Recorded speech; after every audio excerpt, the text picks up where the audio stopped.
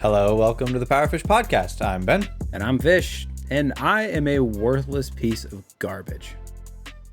Or at least that's how I feel right now. Okay. So, What warranted that opening? so this has been on my mind. I told you about this today.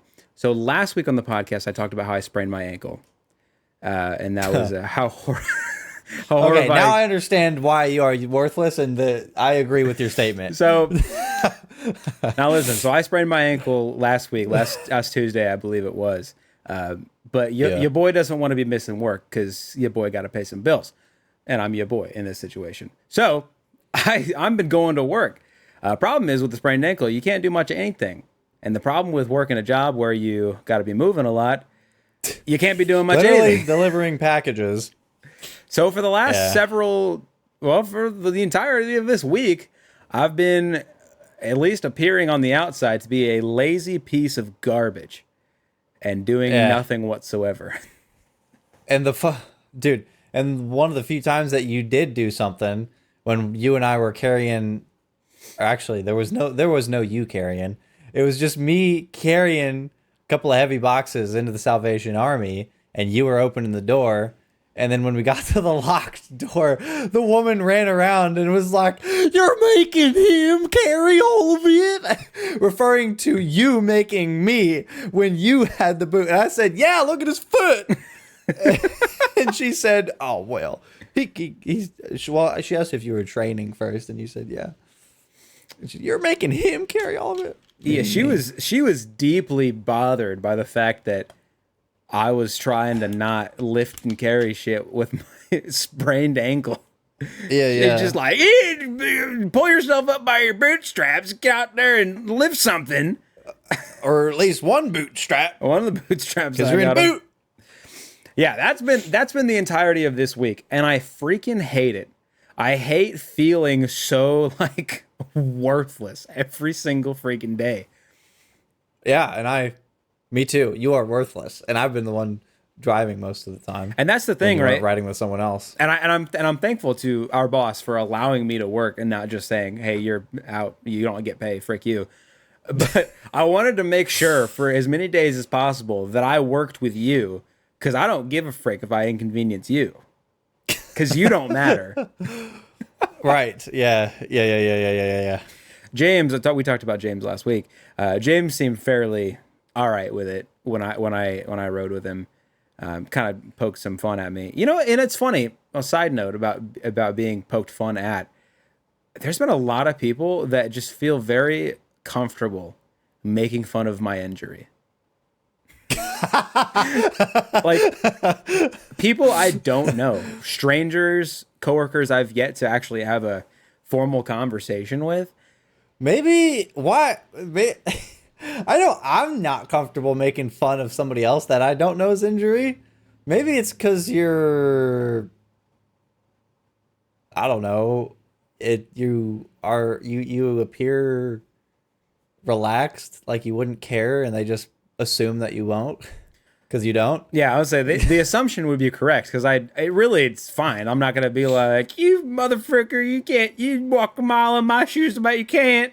No, like I'm not gonna be like that. But it is like jarring to me, because I couldn't imagine just walking up to somebody who's walking around with crutches and just be like, "Oh, you paraplegic bitch! Well, you can't walk right. Oh, you silly." Like, Yeah. I couldn't imagine that. I don't know. And a lot of them are old people, I've noticed.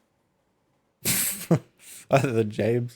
Well, James never made fun of me. James was just kind of like, in general, like, I thought you just said he was cracking jokes about it. he was more like, in response to me, like, kind of joking about it. He would maybe say something. But the kind of unwarranted, just random stuff, mainly older people. I don't know why. I don't know if that's a generational thing or not. I mean, old people are just unhinged. They've lived most of their life, and they've given most of their fucks away. So now they have no fucks left to give. Behold the field and where I grow my fucks, and see that it is barren. And they ain't got none left, so they just dish it. That's why you always see old people in nursing homes, flirting with nurses when they got a fucking catheter on and can barely open their eyes. If Yeah. they can pull. Pole. Yeah, no, I like I was telling you about that with my girlfriend who's a There's no nurse. fucks to give. It's wild the amount of stories I hear about from her and her position. Like these just undesirable, old, broken, gross, like infested old dudes with like Infested. I mean Walk up, you're an infection. there not to get too graphic. I mean there was a story she told me about honestly several different people at several different times who were walking around with, I swear to God, dead feet. They had a foot, or not feet, but a foot that had like died attached to them. Still, What does that even mean? I don't even know. I'm not a Dead? nurse. Is that like a Like it, like paralyzed? like the connection to everything, nerves, the blood just like stopped at some point. I don't even know how that happens, but yeah, there's just like there'd be like bugs in them and stuff, like just crawling around in there, and they would have no What? idea. Yeah, like they just have bugs crawling in them feet, in them tootsies. Like bugs in their shoes crawling all over their feet? No, like in their feet How would they get in their feet? because the foot is dead and they burrow in, and the people can't feel it. Well, at what point does the bug burrow into the foot and then go up into the leg and then they can feel it? I don't know. That's a good question for them, I suppose. I don't. That, Why wouldn't they just lop the thing off at that point? I think when we're talking about people like that, we're talking about people that are not mentally checked in necessarily. They're all checked out. They're in fact the rooms are vacant, so to speak. No, it's wild, and I hear that, and she's just like, yeah, that happens. Like sometimes we get somebody in that just has been walking around with a deceased foot that just is no longer like How are they walking on it then? stubbing it. I bet just stumping around, just goddamn, essentially a peg leg. That's so confusing to me. Is that what is other dead? How has she had any other dead? Has someone come in with a fucking dead dick, dead arm? Well, see, the thing about men is when they turn What is 45, it? I don't they understand get the difference dead dick. between that and paralyzation. I guess. I think paralyzation is you just don't you just can't move it.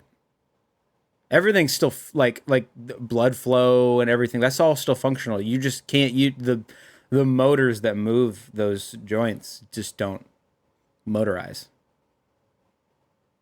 It's not. But yeah, you can't. It's not dead. It's just inactive. What's the diff? The tissue dying is the difference. A tissue that is starved of oxygen becomes unalived. Yeah, it's gross. It's So no disgusting. dead dick. Yeah, no. I mean, I'm sure most men would be very careful of their dicks and make sure that it's breathing. Make sure their dick's breathing. Dude, fucking, this is probably old people too.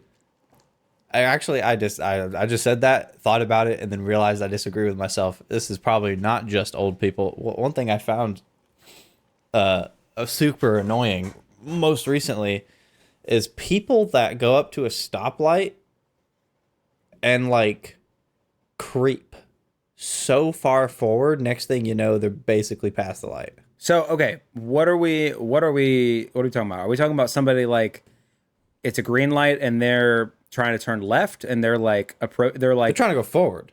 oh okay, so you're talking at a red light. Yeah. Oh, okay. At a stoplight that is red, and they stop at it, usually way past the line to begin with, and then they think they know when it's going to turn green, and then they creep, and then they creep, and then they creep, and they creep and keep on going, and they keep on going, thinking that they're going to gain hours of time. You don't know. They By might doing be, this. They might be good enough at it that they do gain hours. I'll take your idea that you just presented, and I'm going to take it one step further in anger. So those people piss me off. The people that adjacent from that, on a branch from that, that piss me off even more are the people in the left and the a left turn lane or a straight only lane at a red light that creep out further than people in the right lane. So then now the people in the right Yeah. lane can't right on red. Right. That on red. That makes Because me they can't wild. see to the left. Yeah, because Yeah. you can't get around. I told you recently about a gentleman that this is a different situation, but a gentleman that I came across. I was coming out of a parking lot and there was two lanes. There was a left turn onto Broadway and a right turn onto Broadway. And I was in the right turn, he was in the left turn. He was yeah. he was You trying told to me- yeah, you told me inch about up this. on me to get to see around me so he can take a left onto Broadway. And I was trying to inch up on him so I could take a right. In no way ever should the left person have right of way in that situation. I don't know the law, and I don't want to know the law, but in I no don't way think there is. in no way ever a PSA to anybody listening, which is nobody. But if you were and you drive and you're in the situation, if you're in the left lane, just give up right of way. It's not yours. Let the person in the right lane go because they have one lane of traffic to clear and you have two. And Yeah. you So they're going to be going first anyway, most likely. This dude literally, he got mad about it. I could tell, and kept inching back up on me. And I was like, I looked at him. I was like, bro, I'm trying to make a right. Just stay back where you should have Yeah. been 20 feet ago, and let me go. Oh, it pissed me off. I mean, I think every single person in that scenario and thinks that they're the one that should be able to be in front. I've never seen a person, literally, in all my not very many days of driving, I have never seen a person that has pulled up next to me, turning the opposite direction as me, that has had any sort of respect for the person that was already there. They just pull up and block your sight without a thought in the world. Every time. yeah, no, it's wild. If I'm in a dedicated left turn lane, I always stop at the line because not only do I Yeah. not want to obstruct the visibility of the person trying to make a right on red, but you don't want to get so far up that the people taking the left out of the, I guess if you're facing this way, it'd be the east part of the intersection coming your way down, because then they have to try to like wiggle around your vehicle if you're in the leftmost lane. Yeah. You visualizing what I'm talking about here? Yeah. Because they make those kind of cut back a little bit, so you have that clearance. So that yeah, people can turn into that street Right. Because if you're so far without forward, taking though, such a wide ass turn. yeah. Is if you're so far forward, you have to kind of make like almost a right angle turn, like directly at the car. I mean, it's not good. You can't be having that.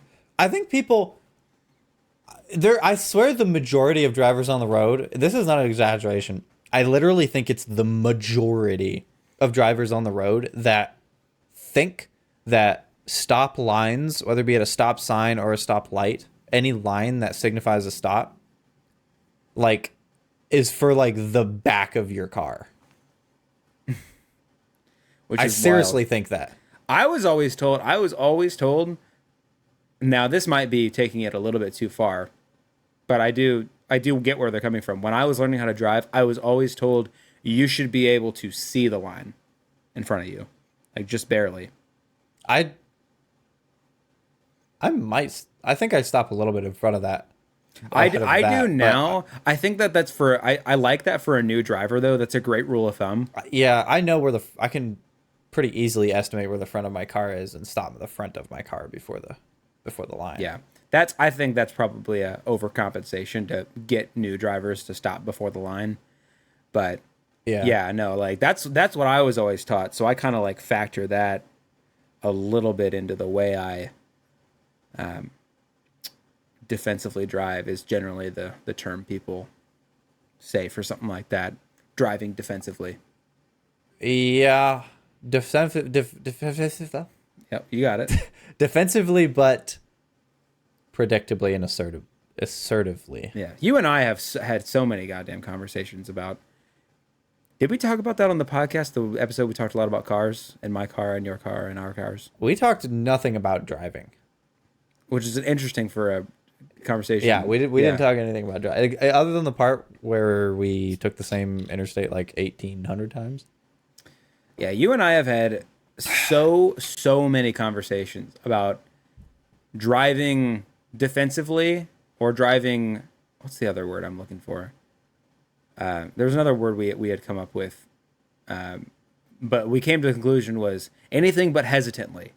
You want to be anything but hesitant. That was the word. That was the word. Cautious. You want to be a cautious driver, but not a hesitant driver. Never be a hesitant driver. My ex was hesitant. She would go up to a four-way stop, and if somebody like maybe got there first, but maybe didn't, she would just kind of like look at them and be like, and then just kind of like inch forward and just do an inching game with them. It's so frustrating. It's another thing that I hate is when somebody gets to a four-way stop and then they start paying attention to the other cars. It's like, yeah, it's like, oh, you need to be able to see who got there first, you frick. Yeah. It's the game of, oh, who was here first? Oh, I don't know. Oh, you just go. And then I hate that. I just follow the rules. Everyone needs to just follow the frickin' driving rules and way less wrecks will happen. Don't do any of this. No. Don't do any of that waving along. Stop that. Just go. Yeah, just stop. Happened on the road today even. People do that all the time. Yeah, literally when we were on the road today, I got to a stop and this guy was already sitting there and to my left. If we had gotten there at the same time, I would be the rightmost driver and I would have gone. But he was literally there as I was pulling up and he just looks at me and goes, I bet he said it just like that too. Yeah, he probably did the too. And and I went because I'm trying to be predictable here. Yeah. And literally the guy, I what did I say as I was driving past him? Like worthless waste of humanity or some shit like that. I started hurling profanities, definitely. Yeah, something. Because he waved me along at the four-way stop. How dare you be trying to be polite, but they think they're being polite. They think they're being polite. They're not. They're being annoying and unpredictable. You and I think I both, but definitely myself in the past have like get waved on and then just be like, no. You have the right of way. You go now, and then they're like, "Oh, I was trying to wave you on." No, I refuse to accept your quote unquote politeness. They're cautious, or they're not. They're hesitant drivers, and it's unpredictable and annoying. They're the type of people that cause wrecks, or the ones that don't pay attention. That's the one thing with this job that I know is a risk anytime you drive, any time at all. It's not necessarily heightened by just having a job where you drive, but you have more experience out on the road. But that's the other thing is like... I would say it's dramatically heightened. You're spending 8 hours driving a day instead of 30 minutes. I started that sentence with, oh, driving is driving, which is true, but driving for longer periods of time introduces more risk. But anyway, that's the one thing that I'm like, I like to think of everybody thinks they're a good driver. That's just a fact of life. Yeah. But I like to think I'm a relatively all right driver. Most of the ones that think they're the best are the worst. Exactly. I think I'm a relatively all right driver for the most part. What I'm worried about is like shit like that, like hesitant shit that just causes a wreck, or like just people being aggressive for no reason. Like I've seen people like tailgate people in these big vans. Oh my God. We can't see them. I mean, you can't see them. Yeah. So there's no point in tailgating because you're not being seen right now. You're causing a dangerous situation for no reason whatsoever. No reason. Yeah. They think like the amount of times I've gotten my ass ridden in a big FedEx truck is insane. And sometimes they get so close, I just can't see them behind me anymore. I forget that they're back there because we don't have a mirror that just shows behind our van. Yeah. So it's like, the closer they get to the bumper, the less you can see of them from the side mirrors, and therefore they become invisible. Yeah. So they're just causing danger for no reason at all. And if we stop, for all we know, for all they know, we might be feeling, a little gracious today and want to slam on the brakes for the squirrel on the road. Then we're all dead. Everyone's dead. Yeah. Because they were tailgating. But specifically probably them because we're in big trucks. Specifically probably them. Yeah. It's like, to what end? For what reason? That's one thing in general. Well, here's the thing. Most people, I don't think, realize they do it. They don't realize that they don't realize just how stupid they're being. Yeah. Like, my mother was one of these people. I literally made a joke. I was riding in passenger seat. This was so many years ago. I hadn't even had a license at this point, and I was still a better driver than her. She was like interstate speeds, like 1 second following distance. Like, you can't, if the person in front of us has to like swerve out of the way for like, I don't know, a car on the side of the street, we're fucked. Because they swerve out of the way. Next thing you know, that thing's going to be right in front of us with no time to react. Because we're tailgating the hell out of them.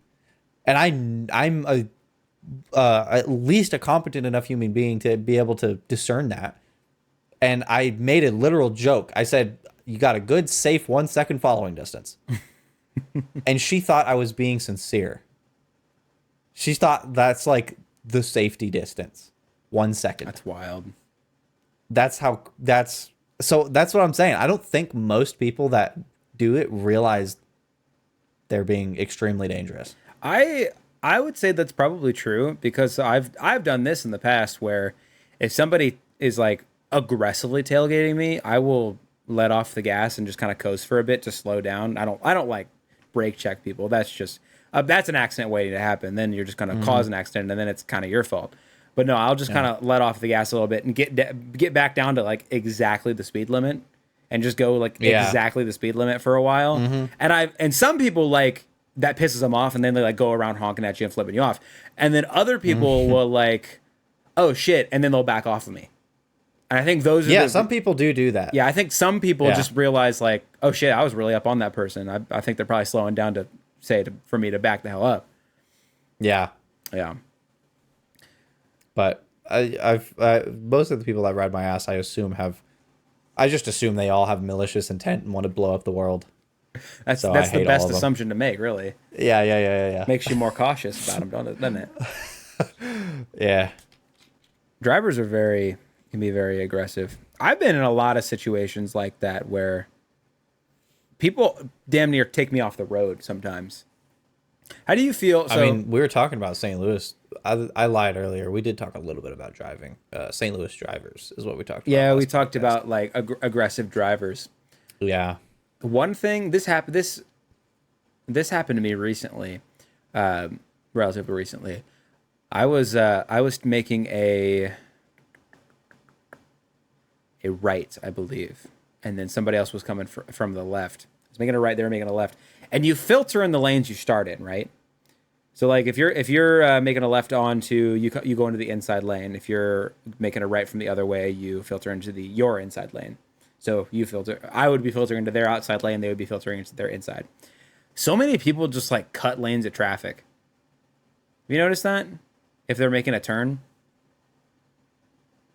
Yeah. You mean, okay. So yeah. So you're talking like if there's, let's say, I'm gonna try to paint a clearer picture.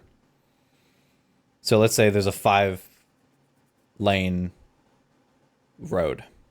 3 lanes are going one way and the other 2 are going the other way. Yeah. And when you're going when you're on the 3-lane side, and you come to an intersection, the left 2 of those lanes, far left is left turn only, middle is left turn or straight, and right is straight or right turn. I think I'm tracking. Okay, so if you're in the left 2 lanes and you're turning into an also 5-lane street or whatever, any street that has at least 2 lanes on the side that you're turning into, if you're turning from the far left side, you have to enter on the left lane on the other street that you're turning into. Yeah. So you have to stay in your lane through turns, Yeah. basically. Yeah. Yeah, I have noticed that when somebody, what most commonly happens is if they're on the outside turn, the outside most turn lane, they cut inside to the inside lane. Yeah. And I'm like, I've seen that happen like right in front of me before. And I'm like, if I was a half car length ahead further, they would have turned into me. It's wild. Yeah, Yeah, I've like, are noticed you that. stupid? That wasn't exactly the thing I was picturing in my head, the situation that I was in, but it's close enough for the example. I would in that situation would be in the outside and somebody cutting out, or I would be on the outside Moving and, from the inside yeah, to the and out. they were from the inside moving outside, and I almost got pushed off the goddamn road. Yeah. Which is it's wild. It's wild that people aren't aware of their surroundings enough. Well, not even just aware of they don't have to be aware of their surroundings to just stay in the freaking lane. Yeah, just to be negligent. They in can't even general. just do that. Yeah. They can't even just drive and stay in the lane across the turn. It's astounding how. Yeah. Astounding how stupid people are, is what I was going to say. That was kind of harsh. It's not everybody's stupid. Well, I mean, if you're just proper negligent and destructive around you, then I would say that's fairly stupid. That's pretty stupid, yeah. That's pretty stupid. Not everybody does that. But the people that do that, that's pretty stupid. No. Maybe they aren't stupid, but they're definitely bad drivers. There's a lot of people on the road, and while a lot of accidents happen, they don't happen at every hour of the day. So I suppose more often than not, people are decent drivers. Follow the rules to some extent. But you ask anybody, they're going to think they're a pretty damn good driver. It's like that. It's a delusion people have in general about. Yeah, it's not just about driving. Yeah, it's Most of the people that think they're good at something usually aren't. see that a lot in sports, I think, as well.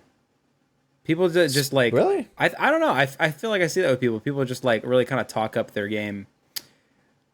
Here's an example of somebody. You know this person. Our friend, our mutual friend Austin. Talks a mean game about basketball. A mean game. Actually, you know what? That's not even the funny thing I want to bring up. This man. Okay, let's be real. Let's be real. That was the wrong way. Let's be clear here.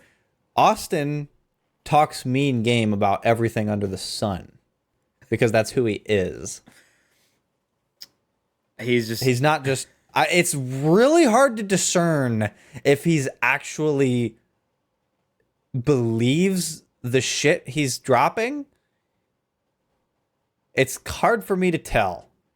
But surely he's got to have some sort of self-awareness to believe that he's not as good as the things that he says he is. So here's where I'm going to disprove self-awareness, is this statement right here. So he says to me, this was several months ago. Self-awareness? God.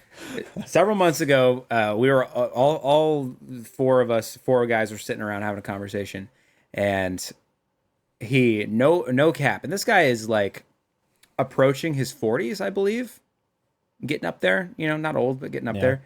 And he says, in general, I can run. I want to say he said I can run a 4-minute mile, or something like that, or a 4.5-minute mile. Something like record breaking, something insane. And we all said, cap.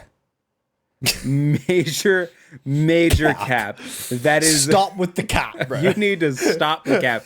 That cannot happen. And he said no, that absolutely will happen. And then what did he say?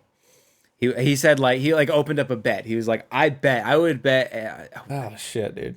This is where you put your life savings, all your investments and possessions down on the line. That's how confident you should be in this. He says to another one of my friends, he says, I bet you $100. If I get it, if I do it, you give me $100. And he goes, well, what if you don't? Because you won't. And he says, this is what he says. And I wouldn't make this up. This is what he said. I will give you, if I don't do it, I will give you my house. He says, I will give you my house. And I yell. I had kind of walked away at this point, and I yelled back in the room because I heard that. I was like, take the deal. Oh my God. $100 or I want a that house. in writing. Oh my Please God. sign a contract with that. Make this legal. It was wild. And he believes it too. He believes that. And maybe he can't. But I would love to see him try.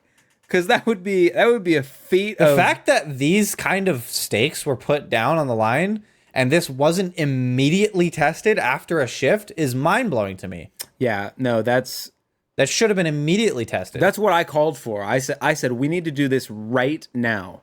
It needs to happen right now, and we need to go to the track, and you need to give us one of your keys so we can immediately turn it over when it's said and done. No takes backsies, nothing. That's what I said. They didn't end up doing it. Yeah, of course not. One thing, he has talked up some game that he showed up on a couple of times. I used to play chess with him every couple of weekends. And if whoever won the chess game, or whoever lost the chess game would buy dinner that night. And he would more often than not win against me in chess. So he's pretty good at chess. And a couple of times we switched around what we would do. We played pool, we went bowling. From our experience playing pool, I thought I'd be able to beat him in pool. Yeah. I didn't. I lost him in pool. Same goes for bowling. I thought I'd be able to get him in bowling. He beat me in bowling too. I'm not a great bowler. I'm nothing crazy. Like, I think the best game I've ever bowled was like high hundreds. But like thing is, reason I know the minute mile or 4 minute mile is massive caparoni is because when he was bowling, he couldn't bend his right knee because I think he had like some surgery on it done. Yeah. Because he has a really fricked up knee. Ain't no way he's bolting a 4 minute mile. No chance. I thought that was wild. You couldn't beat him in pool? Real quick, editing Ben here to address why I am turning orange. I have a nighttime filter on my computer that I forgot to turn off, so from now on I'm just going to be a literal tangerine. Please pay no mind to it. No, he won. There was close games. There was some close games, but he won. I feel like back when you and I used to play pool, I feel like you and I were fairly level at times. You and I would trade blows every day. Yeah. We were functionally the same skill level. Bad. Yeah. I loved bad. Yeah.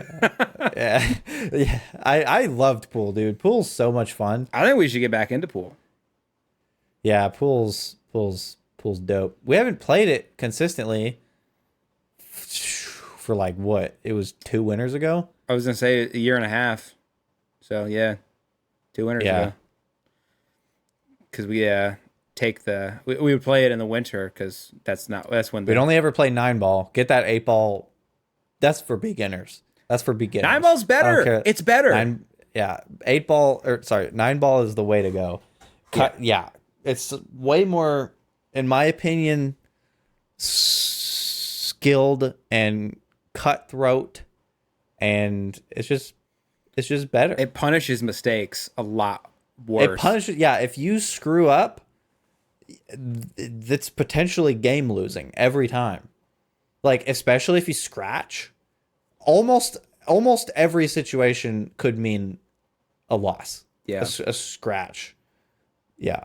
Yeah, if you, I guess, how would that be? If you pocket the 8 but scratch, that's game over. That's a loss. That's loss. actually game over because they can put the amount ball of anywhere. ball control, Yeah. like the amount of ball control you have to you have to focus on so many more balls than just the one you're trying to hit. Like you cannot allow, unless it's the 9-ball, like you want that one to go in on accident, which happens sometimes. Flukes, I will say, Nine ball is a bit more fluky than eight Well, ball. I'll stop you right there because we were, you were saying 8 balls for babies. We were playing. I think we were playing. You only had to call the 9 ball. I'm pretty sure, or maybe we didn't even play that. Like for proper, you got to call every shot. You can't fluke it into the pocket. Yeah, we never played call your shot. Yeah, we never played that. that's- We played call your pocket for the 9, I believe. Yeah, I'm pretty Once sure. we got to the 9, we played call the pocket. Oh yeah, I'm but- pretty sure we called the pocket on the 9, but that's it. I want this. That might be cap actually, nothing but cap. But I want to say like professionals call every pocket. That's wild. You have to, because not only do you have to hit your shots, kid, get good scrub, but you also have to leave yourself in a good position for the next pocket, because you can't Right. just hit and hope on anything. But not leave yourself in a good position in perchance you miss. perchance, Because that would then be leaving the next person in a good position yeah, instead. perchance indeed. Perchance. Which was per most of the time for Yeah. us. Yeah, 9 ball is so much fun. And we bought our own cues too. Yeah, we bought, albeit pretty inexpensive cues, but upgraded Like from 70 buck. the bowling alley Marque's. guys. Yeah, those ones were Yeah. garbage trash. Half of them were bent. Some of them didn't have the tips. Nothing but the tip. We don't take bent things with no tips. Yeah, tips for days, bro. Yeah. I feel like 9 ball was really one of the only sports that you and I were equal in. 'Cause I could be fairly unathletic. TBH. Surely. Well, I mean, what else have we played? Obviously, disc golf. I'm a lot better in disc golf. What else have we done?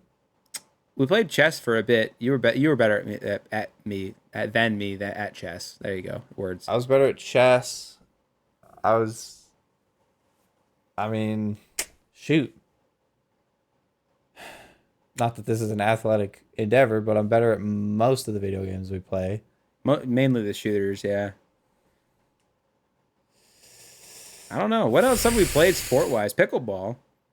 Pickleball. We haven't really. I feel like you don't- were better at me than at pickleball and tennis. Definitely tennis. Definitely tennis. Certainly tennis. I was pretty good at tennis. I know how to play tennis. And that probably just downstream went into pickleball too. Yeah. It all goes back to I'm an unathletic freak. Because I don't do sports good necessarily at But yeah, all. pool. We're pretty much necking the entire way with pool every time. Because we both got into it. We both. I would say doing it I would say we both kind of like took to that. 3 nights out of every week, pretty much 3 or 4 nights a week. And then the summer, For and then a couple months the then. spring rolled around, and we just like, yeah, forget this. Then we just went back into disc golf. Which is a sport you and I both have put an absolutely ludicrous amount of time into, and money. Oh, I thought that's what I was expecting with that one, the money part. Oh my God. I spent $1,250 on one 100 pack of discs. One, Remember that? well, I thought it was a 1,000. Definitely was not a 1,000 pack. That would equal almost barely more than $1 per disc. Oh, I guess that's true. Oh, was that a 100 pack? Oh, wow. So what's the breakdown? I guess I never really thought about it then. What's the breakdown price per disc then? A little over $10 a disc, like $11 a disc, something like that. I suppose that's not bad. Some of the discs in there were worth a hell of a lot less than $11. Some of them were worth orders of magnitude more, because I got like a 2016 Sexton Firebird, a Doombird 2, at the time a 2021 brand new Paul Macbeth Luna, which at the time was worth quite a bit. So like there was, I would say it probably evened itself out, but I solely regret that purchase every day of my life, though. Not because of the awesome discs that I got, but because of the grand amount of money that left my freaking bank account. How much did you say it was? $1,250. That's 1250. that's a- $1,250. that's literally the price of the PC that I'm building, more or less. Yeah. Yeah. And I spent that in one purchase on plastic. On plastic circles. frisbees that you throw. Yeah. I That's mean, insane. for those that are Value listening, aside, I'm sure like the value of it was probably, it wasn't a bad price for what I was getting. But the fact that I'm spending $1,250 in plastic circles is just, that was so silly. That was so silly. that is a silly guy. For those listening that aren't well versed in disc golf, which is most people ever, that Yeah, I think that was the worst impulse purchase of my life. the game is obviously revolving around disc golf discs, so these frisbee-esque things that you throw. And Yeah, to someone that doesn't know disc golf, that seems even more preposterous. but what I was reiterating there was, while that might have been a silly purchase, these frisbee fricks can get pretty worth money pretty quick. Yeah. For certain Like that ones. 2016 Firebird. Yeah, I mean, I resold that for like $250. That's wild. freaking crazy. And you got it for a kind of $10. Yeah, effectively parted out per disc. Yeah. 11 bucks a disc. So I mean, as far as like an investment hobby, I mean, you could make money in disc golf flipping. I mean, that's a thing, definitely. If you know where to find discs, I think you can get into the flipping market. Yeah, I mean that goes for pretty much anything that has a collector market. Baseball cards, any sports cards, Yeah. really, any collector cards. Pokemon, holy mackerel! Who was it? Logan Paul bought like a several $1,000,000 Pokemon card and then wore it as a necklace or something. I did Like not an hear idiot? about that. That's wild. And I hate I'm pretty that. sure he did. He yeah. Imagine being able to spend a freaking $1,000,000 on a Pokemon card. Yeah, that's absolutely wild. Not for resale, just to wear it as a necklace. Yeah, no, that's wild and kind of stupid. There was on the same topic. I heard of a dude. I think it was on Joe Rogan. Was talking about a Magic the Gathering card that he bought for an absolutely ludicrous amount of money. I don't remember how much he bought it for. Magic the Gathering's What's another like a freaking brand new, never touched like a Babe Ruth baseball card worth? It's a good question. I wonder. Because I all I know is like, is in the terms of sports trading cards, I don't know that much. I don't know anything really. I just know baseball cards, I think, are worth a lot. I don't even know if basketball or like football cards are a thing. Well, geez. Okay. I mean, What? let me click into it so I can actually see what I'm doing. Okay. A 1916 Babe Ruth rookie. So it's a rookie card, New York Yankees. Guess pretty good condition from what I see. $425,000. Wow. That's a lot of money, and I'm sure there are baseball cards worth more. Actually, that's a good follow up. What are some expensive baseball cards worth? Most expensive. I mean, Logan Paul bought that Pokemon card for I might be chatting nonsense, but I think it was like $1,000,000. I think. That is absolutely wild. Is what I'm saying here. Whoa. Okay. Allegedly, the most expensive baseball card ever sold was a Mickey Mantle card, a 1952 Mickey Mantle card for a baseball player. And for... Now you're going to make me look up who Mickey Mantle is because I don't know. He's a center fielder for the Yankees, was. I'm sure he's not still doing that. Yeah, no, I'm sure he's very dead. And in fact, he is. He died in 1995. He was on the Yankees from 1951 to 1968. Okay, but how much was the freaking card? You ask about Mickey Mantle, I tell you about Mickey Mantle. I just asked who it was. I was looking. A baseball player was enough for me. Okay. So the card was sold in 2022, wow, recently, for $12.6 million. Holy cow. 12.6 million. Which, You know there's which, before you get there, which almost doubles the card in second place, which is I don't know how you say that name. Wagner's his last name. 1909 card, I believe, which sold for 6.6 milli. So almost double. Holy cow. Almost double for that one card. I don't know enough about baseball. I wonder what makes that so special. Well, just probably the rarity of it. Get some baseball fans down in the comments. What makes that card so special? Yeah, all our viewers, let us know. I Exactly. mean, yeah, it's probably the same thing that makes most collector shit worth a lot. Just rarity. Just didn't print a lot. Yeah, probably. Dang. Artificial. I mean, dude, you know Final Mouse to make a mouse manufacturer? Huh. They make some of the best mice in the game, but like they are like a super, at least they used to be. I don't know much about them anymore, but they used to be like a super scum company. And they like artificially inflate the rarity of their mice by like, well, it's basically effectively they sell them in group buys. Okay. Yeah.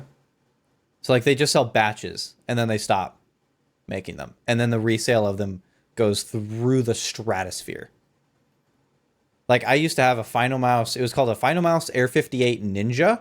It was a mouse made in collaboration with the Fortnite player Ninja. And I bought this mouse for like, I don't know what it was sold for, like $150 Yeah. new.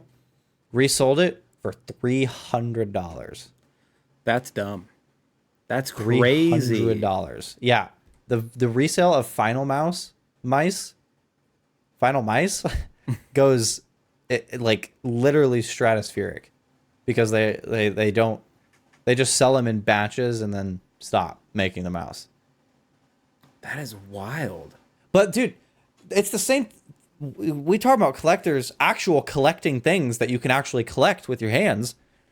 It's Counter-Strike skins. Counter-Strike weapon skins I've heard of are this market. millions of dollars. That is, I can't understand it. That's even more insane than plastic circles being expensive and paper cards.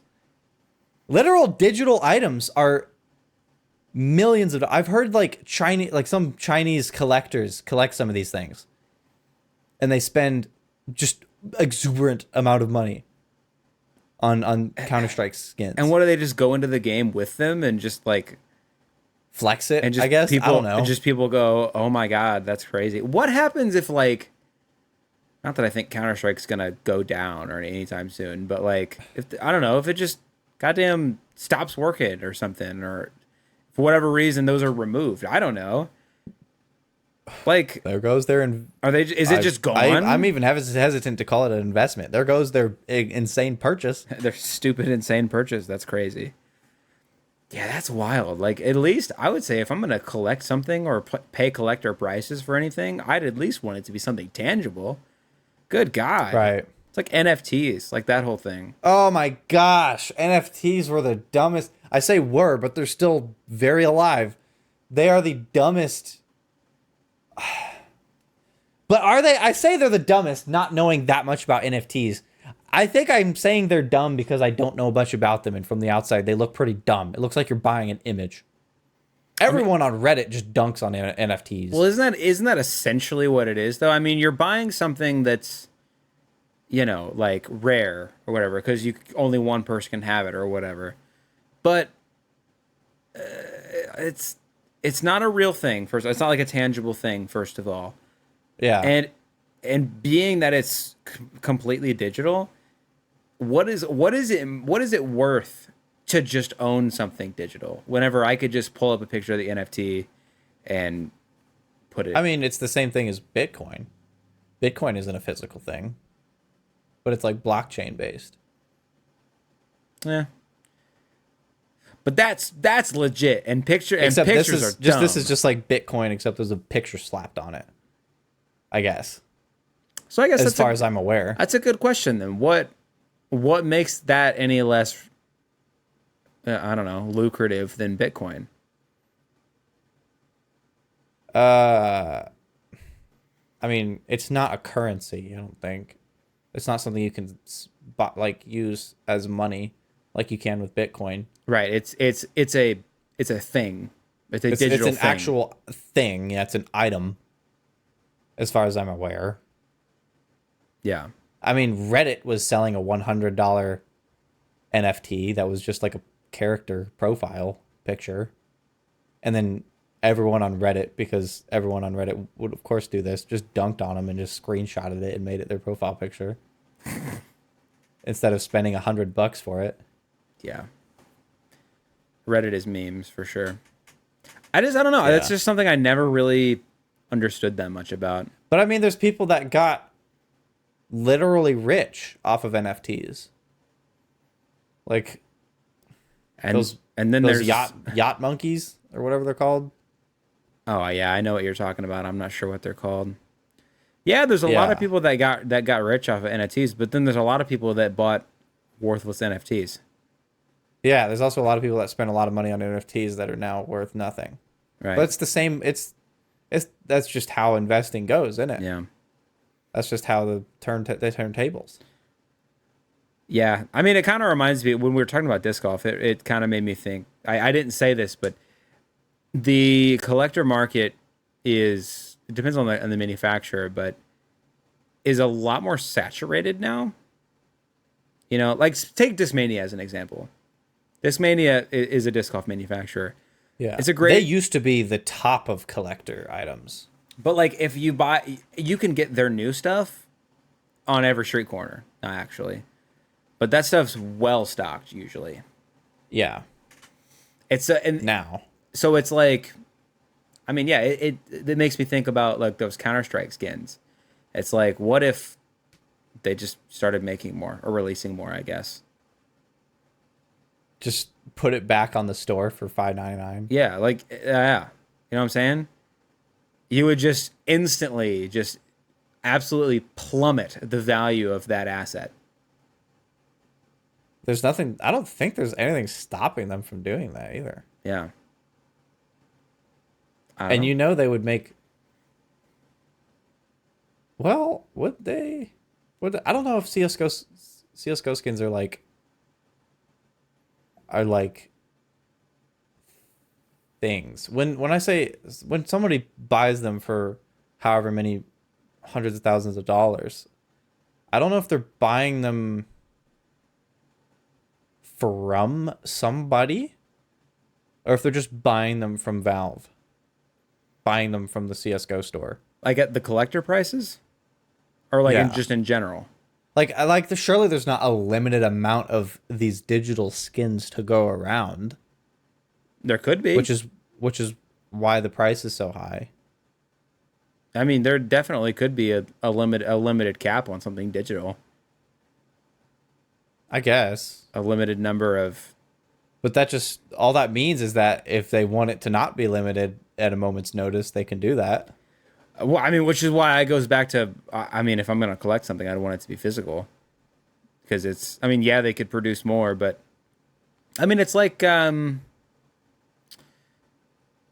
mean, shit. Like, well, anything that's time based. I mean, obviously, baseball cards is a great example. Disc golf is another great example. It's like, you know, if you have like an old Discmania disc versus a new one, you know, yeah, you can get a,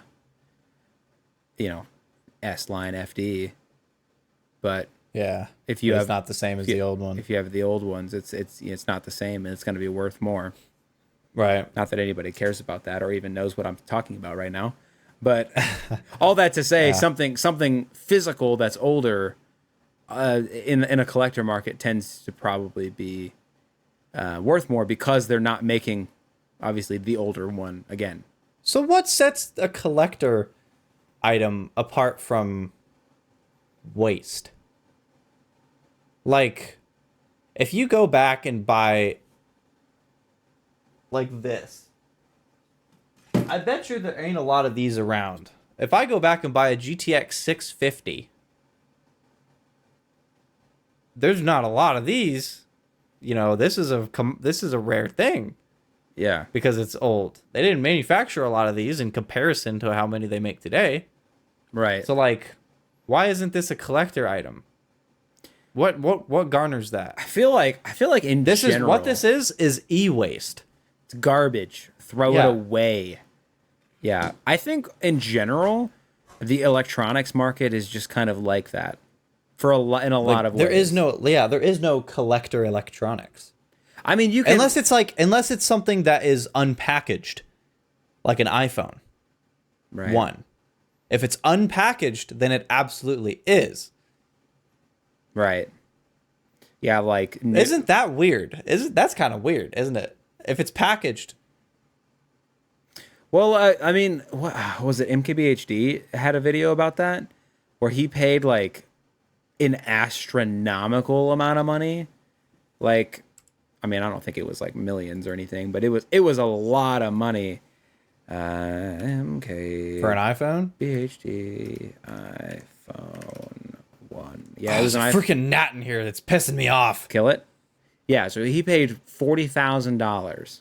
Holy shit. Which is a lot of money. It wasn't like millions or anything, but it was a lot of money. And I'm pretty sure for the video, he bought it and opened it because he paid to do it for the video. And I'm pretty sure he said that it was like a scam one. Because like a lot of those people just like, you know, Repackage them. repackage them and then sell them as unopened. He bought a scam for $40,000. Didn't he? I swear. Did I just gaslight myself into believing that? I don't. I feel like I heard that, and I just like I know that. It could be open. Did he really get? He got that hard? That's crazy. Cause like I've seen. What else is there? What other tech item collectible is there? Because no one would care if you found like an Acer Aspire laptop and it's in new condition packaging. Maybe it's just because it's not as popular as something that's like an iPhone. I feel like anything that people are nostalgic about is gonna get at least a little bit of that. Like if it, I mean, like the iPhone 1 set the tone for the mobile phone generation. Yeah, that literally changed the world. So people are gonna be nostalgic about that specifically, and just because it's a big deal in general. But like, yeah,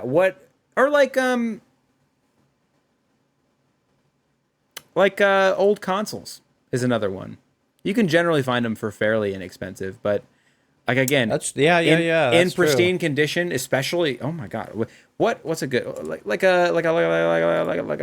you got what if you got a sealed? Oh, that's not how you spell that. Sealed, like an NES or something. What would that? Whoa. New inbox SNES. Well, this is an N64, which same idea. $250,000. What? Whoa! This is just what? This is just the game Super Mario Brothers 3 sealed for $150,000. Whoa! Just the game Just sealed? the game. That's crazy. Wow. Oh my god. So yeah, honestly, it probably is just nostalgia. Tech is not going to be a collector's item unless it is nostalgic. Yeah, that's wild. I mean, there's nothing in the world that I would even, not that I have 150 to $250,000 on me to even spend, but there is nothing I feel nostalgic about enough to do that. That's Yeah, wild. literally nothing. But if you had that kind of money and it was an important part of your life, I suppose so. But god dang, you can get a PC and emulate all those old games and then pick up a controller that can emulate that experience as well. And save yourself That's most of crazy. $250,000. Yeah. You'd save yourself probably about $249,000. Exactly. Give or take. Give or take. That's so yeah, I guess it's just nostalgia that would make old tech collector's item, or expensive, or sought. Well, shit, I have a rare editions at that. The Xbox 360 that I still have is a Star Wars variant. And That- you touch the thing and it does a little R2D2 Is to it boot up. just like Yep, that? Yeah, I remember them. And I'm pretty sure those retained a bit of their value. Not anything like that, obviously, but the Star Wars Xbox 360. I'm Like a new one? probably. I mean, obviously mine wouldn't be new, but I'm pretty sure those kind of retained a little bit of their value. I'm looking around right now just to see. Oh yeah, I mean this is sealed, but for again not those prices, but 1,250. Oh my god, That's- $1,000? That's something. I mean, it's. I don't know what Xbox 360s sell for these days. Probably not much. Probably, yeah. I mean, obviously sealed it's kind Ugh. of the same idea. You're gonna get something out of it, but even like just used ones, but with all the components, they're selling for several $100s. Like still a good chunk of change. Specifically the R2D2 ones. Yeah. So next time an edition of a Xbox Series X comes out, I'm buying it and never opening it for 20 years. That's what I'm saying. And then I'm going to be a billionaire. I mean that one was sick though, because not only did the actual console look like R2D2 and it, but the controller you got with it, or at least one of them, It's a C3PO. yeah, it was a gold thing. guy with little wires Yeah. looking guy out the bottom. It was kind of freaking dope. Not gonna lie. Yeah, that was a cool Xbox. A lot of people had them because I saw it everywhere. Because I know about it extensively, but I never owned one. I owned just a normal white, fat Xbox 360. Yeah, I didn't even have an Xbox 360 Slim. like a plebeian, like a noob. You had a normal one. Yeah, Yeah, what a noob. but that one was the better one because Because it was thick. had a removable hard drive. I didn't even know that. What did you say it was? What did I say? What was? What did you say? Because what? Because it was Biggie Thicky. Because Oh. you didn't have a Slim. What do you think I said? I had no idea. Oh. But yeah, no, the original, the OG fat one had a removable hard drive, and the Slim did not. I didn't even know that. That's kind of cool. Yeah, that was a dub for me. But also, I don't know where I was gonna go with that. The That's awesome. hard drive that I had, moving on, we're gonna leave that into the dust to die. The hard drive that my Xbox had was a 20 gigabyte hard drive. 20 gigs. And what sucks about Xboxes is that one had a removable hard drive and it was upgradable, but it was a proprietary connector. Yeah. You like connected it to the top. When I got a PlayStation 3, that just used a standard 2.5-inch drive, which you could upgrade that hard drive to an SSD. Now that PS3 became way faster than everybody else's. That was freaking awesome. Like when I was playing Destiny, OG Destiny on the PlayStation 3, and you open your inventory to like view all your items on the left and right. Yeah. On the hard drive, that would take literal like 5-6 seconds. on the SSD, it would just load up immediately. It was fantastic. Yeah. I was hacking because the PlayStation 3 just allowed a standard 2.5-inch drive. I didn't even know that either. Well, yeah, I was, even before I built the PC, I was still into as PC-ifying as many of my electronics as possible. I didn't get into PC. I didn't get into PC tech until a couple of years ago, really. Before that, I was the noob console guy that just was like, I have an Xbox, I'd boop, turns on, play game. Yeah. I had a console because I could never afford a PC.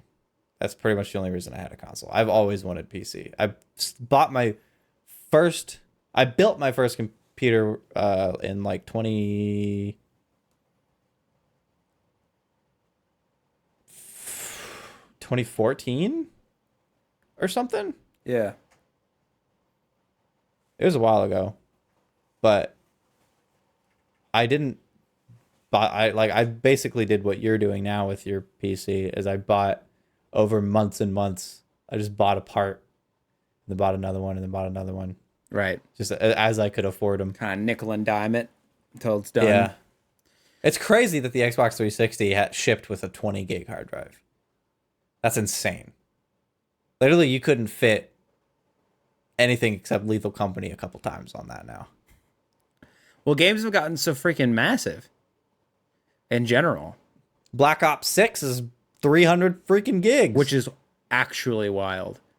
Black Ops 3 with all of its DLC is like almost 200, I think. It's... Where do you think, and we're going to wrap this up here in just a couple of minutes, but as a little bit of a thought experiment, how big do you think games are going to get? Oh, man. Are we going to be looking at terabyte games? In like 15 years' time, a terabyte-sized game. I mean, I don't want to be like... I mean, I do want to be like this guy, but I don't want to say this quote. So Bill Gates once said that, like... What was the quote? He, like, said, like, 64 megabytes is more... Or, like, an entire gigabyte is, like, more than anybody could ever need. Yeah, there was something about, like... I think they went as far as to say, like, you know, we won't upgrade this past this because it's not necessary or something like that. Yeah. And then it was... And I think Bill Gates said something stupid like that. Yeah, And stupid. Imagine being an idiot and being rich. Yeah, Bill Gates. Stupid. We're smarter. Yeah. And and now a gig is like 10 years ago a gig was nothing. Like that aged like milk, but like really quick. Yeah. Yeah. I don't know, dude. Like, hard drives are getting bigger, SSDs are getting bigger, games are getting bigger, everything. Like, there's no slowdown to storage size. It hasn't slowed down. Bigger drives are getting cheaper, and it just hasn't stopped. I don't know. But the thing is, at what point, like, games are already so... The textures on games are already so hyper-realistic looking on some games. Like, where... And we know that more games aren't going to be coming out with more content because game publishers aren't about that whole content thing. They're about the Why would you make a game with double the content when you could make 2 games with the same amount of content? Yeah, and charge twice. Exactly. Or better yet, then make 1 game with paid DLC and a battle pass. Yeah. Right. So then you end up over time spending hundreds and hundreds of dollars on 1 video game. Right. So we know games aren't going to just be getting more and more content to fill up their space. Like, surely graphical, like, storage is going to be plateauing eventually. Yeah. I don't know. Be an interesting graphical assets. That'd be an interesting thing to kind of track over time over the next 50 years. How does game development in general change? Does optimization get better? Does the way storage is stored get better? Recently, it hasn't been. No, recent Optimization has been getting only worse. games are and- trash. Racing games? Recent, Oh, recent games. Yeah, recent games are yeah, bad. racing games are garbage. Yeah, all racing games are trash. Ford's are trash. I haven't played a racing game in a minute. Fortnite?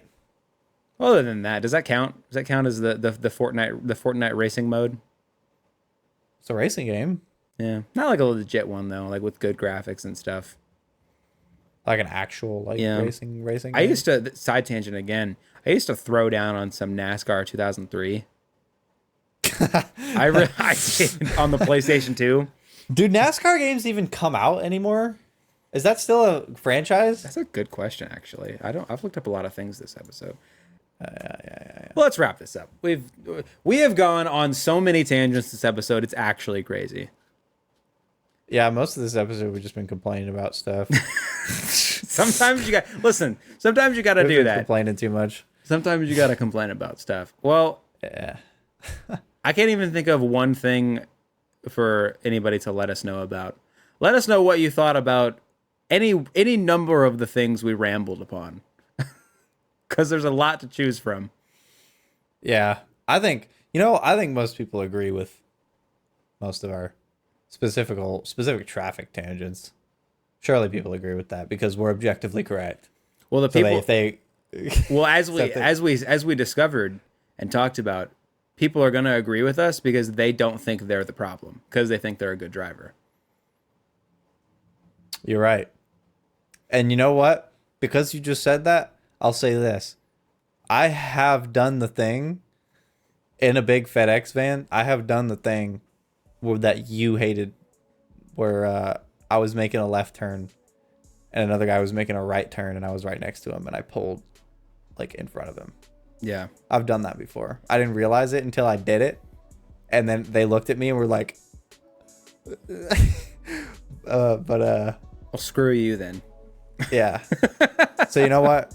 Now that I've admitted that I'm part of the problem, I'm no longer part of the problem. So Exactly. That cancels each other out. Admittance is the first step to recovery. yeah. All right. Well, thank you all for listening. We will catch you next week. So yeah.